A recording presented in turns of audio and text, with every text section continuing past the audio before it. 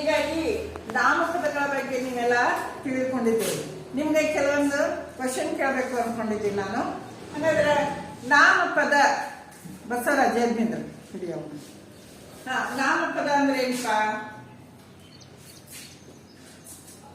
ಯಾವುದೇ ವಸ್ತು, ವ್ಯಕ್ತಿ, ಪ್ರಾಣಿ, ಸ್ಥಳಗಳನ್ನು ಸೂಚಿಸುವ ಹೆಸರೇ ವಸ್ತುವಾಚಕ ಅಥವಾ ನಾಮಪದ. ನಾಮಪದ. ಅದೇ ರೀತಿಯಾಗಿ ವಸ್ತುವಾಚಕ ಅಂತ ಹೇಳಿದ ಈ ನಾಮಪದಗಳಲ್ಲಿನ ಪ್ರಕಾರಗಳು ಎಷ್ಟು ಹೇಳ ಹರೀಶ? ಮೇನ್ ನಾಮಪದ ಐತಲ್ಲ ಅದರೊಳಗಿನ ಪ್ರಕಾರಗಳು ಎಷ್ಟು? ಅವು ಯಾವುವು?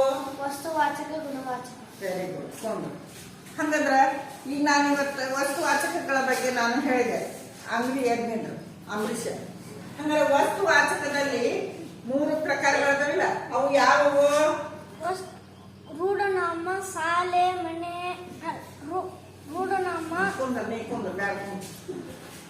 ಹೇಳ. ರಮೇಶ ಹೇಳ. ರೂಢನಾಮ, ಅಂಕಿತ ನಾಮ, ಅನ್ವರ್ಥಕ ನಾಮ. ಇವು ಏನು ವಸ್ತುವಾಚಕದಲ್ಲಿನ ಪ್ರಕಾರಗಳು. ಹೌದಾ? ಹಂಗಾದ್ರ ಅಕ್ಷಕ ಯಜ್ಞೇಂದ್ರ ಈ ರೂಢನಾಮಗಳಿಗೆ ಉದಾಹರಣೆ ಕೊಡ್ತ?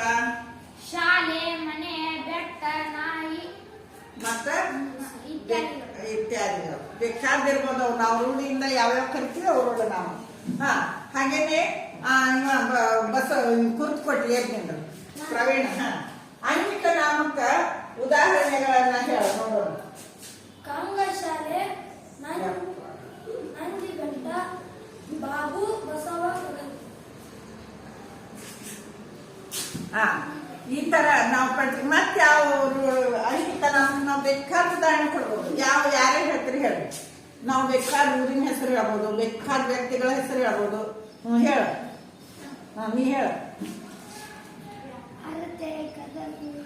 ಆರತಿ, ಗದಗ. ನೀ ಹೇಳ ಪಂಕಜ. ಹಾವೇರಿ. ನೀ ಹೇಳ ಸಂಜೆ. ಬೆಂಗಳೂರು. ನೀ ಹೇಳ ರಮೇಶ. ಮೈಸೂರು, ಚಿತ್ರದುರ್ಗ, ಬೆಟಗೇರಿ, ಗದಗ. ಇವೆಲ್ಲ ಏನ ಅಂಕಿತ ನಾಮಗಳು. ಇವೆಲ್ಲ ಏನ ಅಂಕಿತ ನಾಮ. ಹಂಗಾರೆ ಅನ್ವರ್ಥಕ ನಾಮಕ್ಕೆ ಯಾವ್ಯಾವ ಉದಾಹರಣೆ ಕೊಡ್ತೀರಿ ನೀವು? ನಿಮ್ ಊರಾಗ ನೀವು ಯಾರ ಹೆಸರಿನ ಬದಲಾಗಿ ಅವ್ರೊಂದು ಹೆಸರು ಏನಾರ ಆಟ ಕರಿತಿರ್ತಿರ್ಲ. ಹೇಳಪ್ಪ ನೋಡೋಣ. ಹೇಳ. ನೀ ಹೇಳ ಹರೀಶ. ಮುದ್ದಪ್ಪನ ಬದ್ಲಿ ಕುಮಾರ ಅದು ಹೆಸರಾತು. ಆದ್ರೆ ಅದ್ರ ಬದ್ಲಿ ನೀವು ಅವ ಎತ್ತರ ಇದ್ರಲ್ಲ ನಮಗೂ ಅಂತೀರಿ, ಗಿಡ್ಡ ಅಂತೀರಿ, ಈ ತರ. ಹೇಳ.